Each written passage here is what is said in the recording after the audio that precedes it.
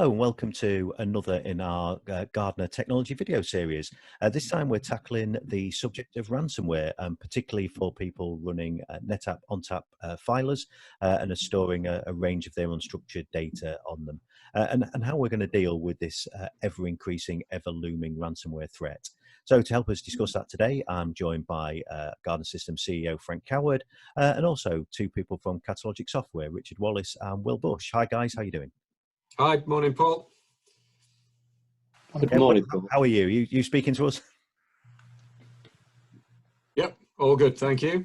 Yeah, very well, thanks. Okay, so this is a really interesting topic area, and I think one that we increasingly see as a problem for people. And we're recording this session during the current public health crisis, the COVID-19 crisis that we're all trying to deal with and all trying to get to grips with. And as part of that, we've also seen kind of an uptake in organizations trying to exploit our IT systems with ransomware and other kind of attacks. So we wanted to kind of offer this as a set of steps that, particularly for people running NetApp environments, some simple tools that they can use and add into their NetApp environment to give them additional protection, to help identify and secure against some of the ransomware threat, as well as mitigate some of the impact to doing that. So why don't we get started, Richard, and why don't you kind of share a little bit background to kind of who Catalogic are and some of the context of the topic we're talking about. Excellent. Yeah, thanks, Paul, and good morning, everyone. So, firstly, what I'll do is just kind of give you a little bit of background to Catalogic Software. We've been in the, I guess, data protection and data management market for over 20 years, working very closely, actually, over that time with NetApp on many solutions, particularly our DPX product, which is a data protection solution, also with integrated NDMP backup for NetApp.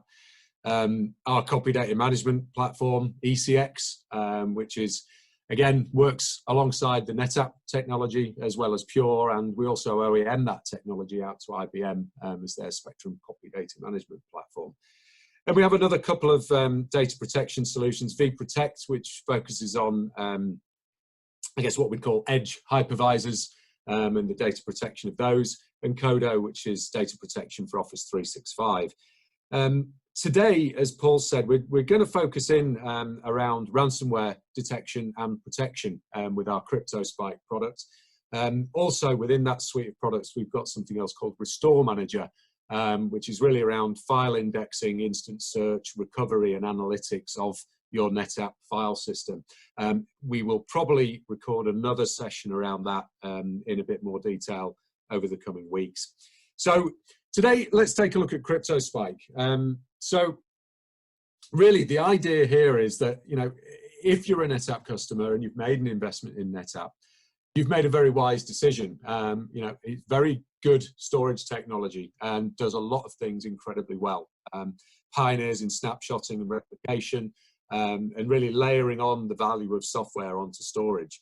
But what we've recognized is a couple of blind spots within NetApp, especially within file shares, that the CryptoSpike and Restore Manager products plug. So let's have a look at a very high level at what CryptoSpike's all about. It really is about detecting ransomware within your NetApp file system, being able to try and stop an attack getting in the first place. If it does, then very quickly stopping that spread of infection and being able to very quickly and easily recover just the affected files from your NetApp snapshots. And another key element of CryptoSpike is what we call access transparency, and that's the capability for us to audit all user access into the file system. So who's touched what files, when, and where.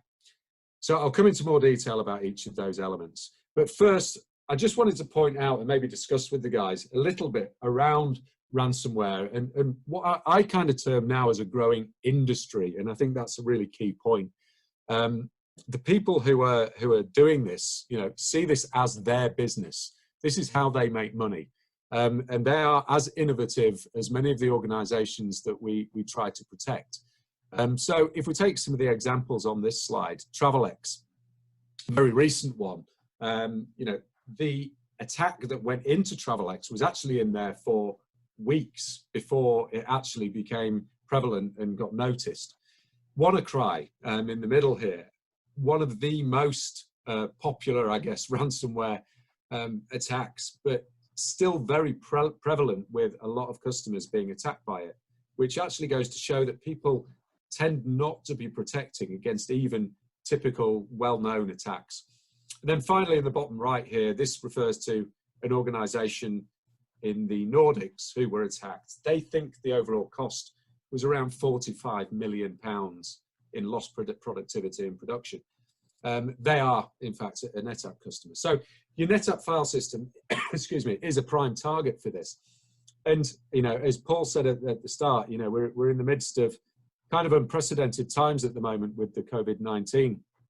And we were discussing this just a few days ago that, you know, would people exploit something like this to benefit, i.e. criminals who are doing this type of thing? And it seems absolutely that they are. You know, we've seen emails coming out from the world, or supposedly from the World Health Organization, from HMRC, offering people money. Just click on this link and we'll be able to credit money into your account. You know, we're seeing these types of attacks come out very, very quickly. And as people are remote working, it's very difficult to kind of manage people's reactions to this. So I'll just kind of open that up with Paul and Frank, and just see if you've got any thoughts or comments on that. Well, I think, Rich, the thing that we notice a lot with our apps is that they're being pulled out of their comfort zones quite seriously now with the virus that's spreading. People are working from home, of course, and it was difficult enough to manage those estates once they were contained and you could have physical contact on an hourly basis with staff. Now it's becoming ever more difficult, and people are already very, very concerned as to how they respond to that and how the threat envelope has increased for them. So something like this, which means that they can contain it and see it from a dashboard and an automated response and alert system, which is virtually cost neutral, has got to be of serious help and assistance to anybody, particularly now. It was a month ago, it's more so now. Yeah. Yeah, and I think to add to that as well, I think what's really interesting in this is that the idea of ransomware as an industry, because I think it's very easy for us to look at when people get some kind of ransomware attack to assume it's their fault, you know, that somebody's clicked on something they shouldn't have done, or somebody's just, you know, not patched a system, you know, and while all those things are part of the ransomware attack surface, I think one of the big challenges is just how sophisticated this is. And, you know, and I think the phrase industry is really interesting in that what we're seeing is there's lots of organizations. This is not about little Johnny with nothing better to do because he's now off school, you know, randomly having a go at some company's information to see if he can encrypt it all. This is about, while not necessarily specific targeted, but something where people are spending a lot of time, effort and money to make this a sophisticated attack. So, you know, as you were talking about there, that kind of HMRC example, people have taken the time and effort, seen an opportunity, crafted something intelligent, and have just sent that out in the hope that they're going to find themselves some victims. So I think, as Frank just touched on, actually anything that we can do that can help to mitigate and mitigate the risk and reduce the impact has got to be something that's got real increasing value to all kinds of customers. You know, and particularly in this case, people who are running NetApp on tap as part of their storage strategy. Yeah, I absolutely agree, Paul. And that brings me on to the next slide, actually, which is, you know, the people who are doing this are running a business. They are making money out of it. And, you know, it says here nearly 70% are organized cyber criminals. Now, Will, I believe you looked up some statistics around this recently. What did that look like in terms of them as a business and making money? Yeah, good question, Rich. So yeah, there's been some research done in the marketplace via a networking provider. In 2019, cyber criminals made revenue in excess of $1.5 trillion. So to put that into some sort of perspective, that's more than Walmart, Amazon, Apple, Microsoft, Facebook, and Tesla combined, who combined made an annual revenue of $1.28 trillion. So these are organized criminals. Like you say, this isn't little Johnny in a garage who's in the summer holiday trying to hack into organizations. Now, these are unfortunately organized gangs. They're making a lot of money doing this, and as they continue to make more and more money, unfortunately, it's only going to breed more people doing this. So really, a key goal for every organization needs to be to ensure that these cyber criminals are kept out. You need to put the products in place to enable that, such as CryptoSpike. Yeah, absolutely. I think that's really quite stark. And I think what that also means is that these guys are making money, which, you know, in a normal, non-criminal type organization can get pushed into more R&D and more innovation. And I think that is what is happening with these people. Hence how I kind of like to term this an industry where they are trying to innovate to keep ahead of everybody and still grow their business. So, you know, in these current times, I think it's really important to protect ourselves. So let's have a look at how this actually works in a NetApp environment. So if we take a typical volume that's grown and look at the type of data that's sitting on there, you know, typical file data, unstructured data. In this example, 50 million files sitting on there. We see slightly smaller, we see much bigger, but you know, a volume with a lot of critical data sitting on there. Let's say you've got maybe 2,000 users accessing that, and on a daily basis, they're making typical changes, creating new data, moving data, deleting data, etc. But when a ransomware attack hits, what we see is that, let's say that hits on a Tuesday afternoon, and the file names and file type might not change. The last access date might not change. And all those files will look the same within there. But maybe 10,000, 20,000 files might have been manipulated within that volume. So how do you actually separate good content from bad within that environment? There's one option currently with NetApp, and that is to do a full volume recovery, a full restore. And that will be to a point where you think that it's a good known state. Now, what happens in that scenario is you're potentially losing 3 days of good data along with the bad data. And that is assuming, of course, that the ransomware attack actually did start on the Tuesday afternoon. Maybe that's only the point that you recognize that. It may have started the previous week or the week before that. And so that threat may still be in your environment, despite the fact that you've done a full volume recovery, had the data loss, and or maybe done a recovery from your traditional backup capabilities. So not an ideal environment for recovery. So what we do with CryptoSpike is being able to actually block the spread of the ransomware attack within that volume. We very quickly can remove that user and block their access to the file system. With the user auditing and access transparency piece, we're able to very easily see which files that user has manipulated. So we have a detail of all that history, and we're able to then just recover the files that have been affected. So we revert back to a good known state that we know is a good known state, and we're only recovering those files that have been manipulated.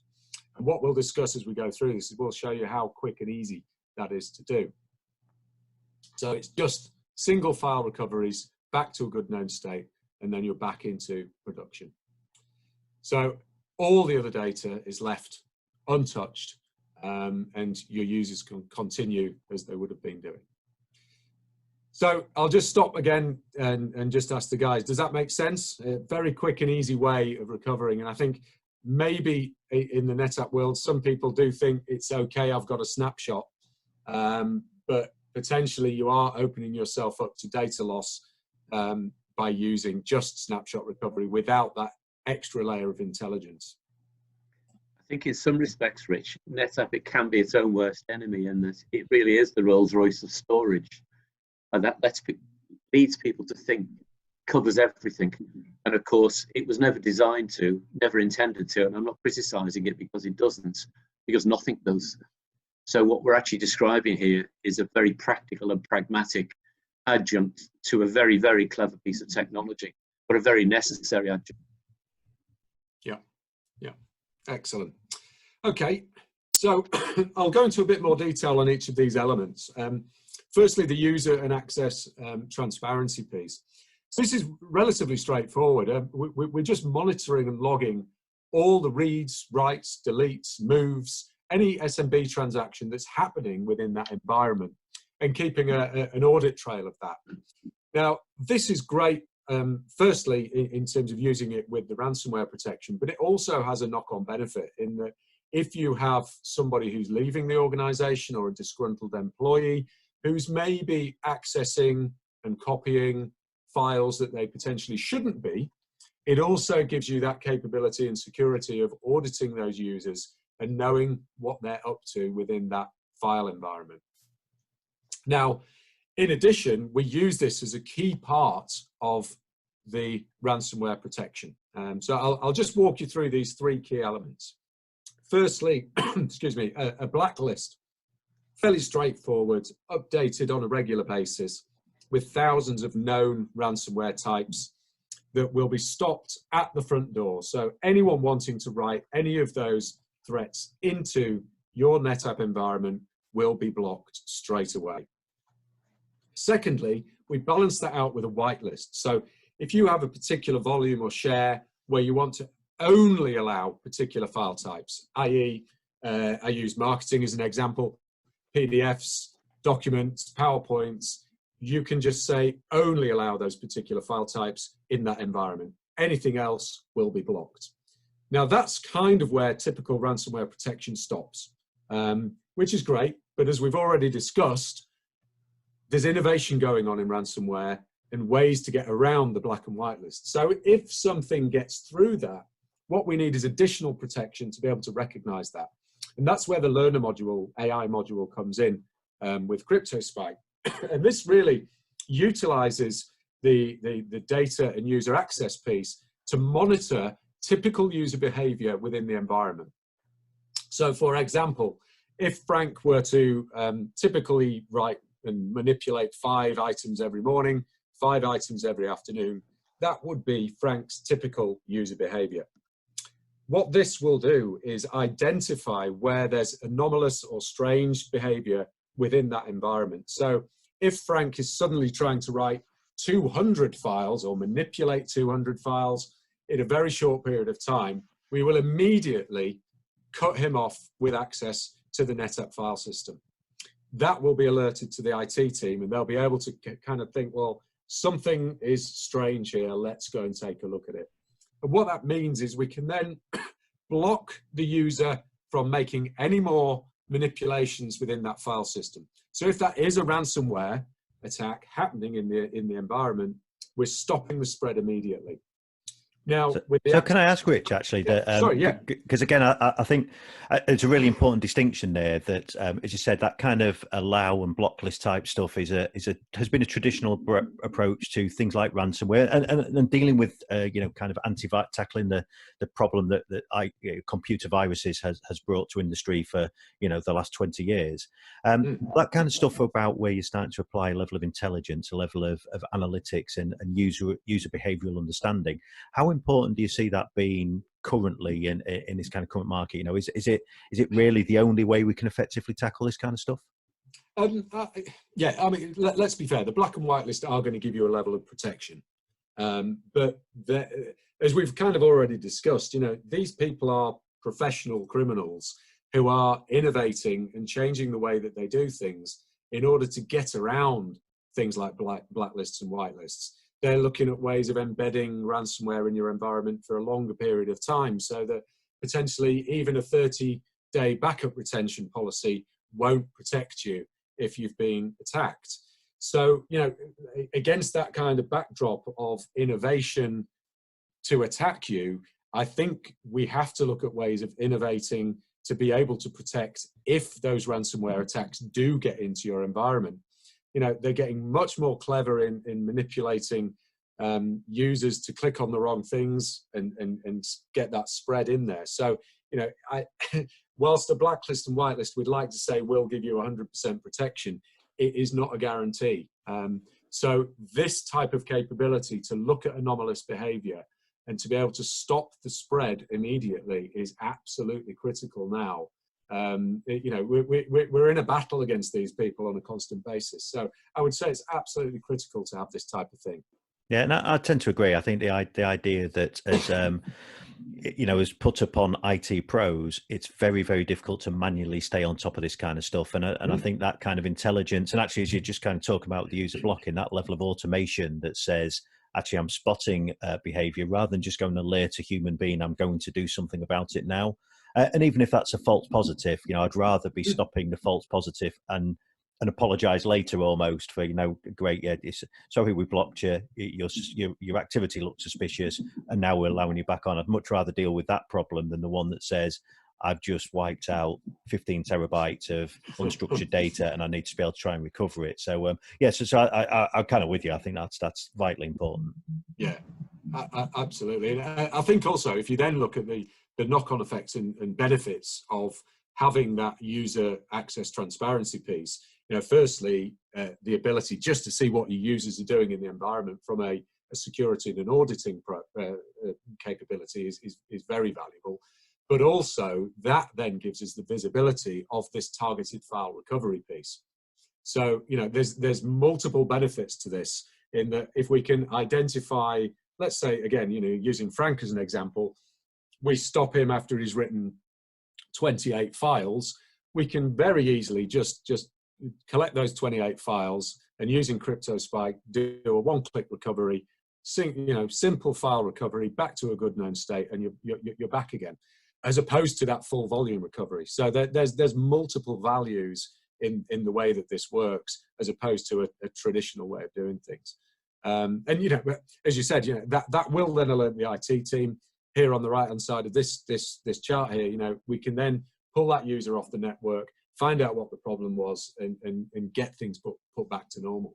So there's multiple facets to this as a value in comparison to doing nothing or relying on what were traditional methods. So yeah, there's certainly a lot of value in it. Okay, so that really covers it at a very high level. Do you guys have any questions or thoughts before I move on to next steps? Just to re-emphasize the point, it comes to me, this is a much cheaper way of bigger. Struggling to hear you, Frank. This is a much cheaper way of putting a multi-layered security policy in place than it was traditionally capable of doing. And I think you saw it recently. There was a documentary even last evening about a guy who raided Nevada's casinos, was actually their own security manager. So the point is, you have no idea who is going to shape these threats. Paul was quite right when he was saying about it's become a real industry, it's become a business. So the better you can multi-layer this, the more chance there is of you actually persuading people to go elsewhere and try an easier target than your enterprise. Yeah, absolutely right. I think so. So in terms of next steps, if this is something that's of interest to anyone, we can spin up demonstrations of these products very, very quickly and very easily. My colleague Will has got this down to a fine art that, within half an hour, both CryptoSpike and Restore Manager, we can run through a very, very simple demo and show you how that works. In addition, we can give trial keys.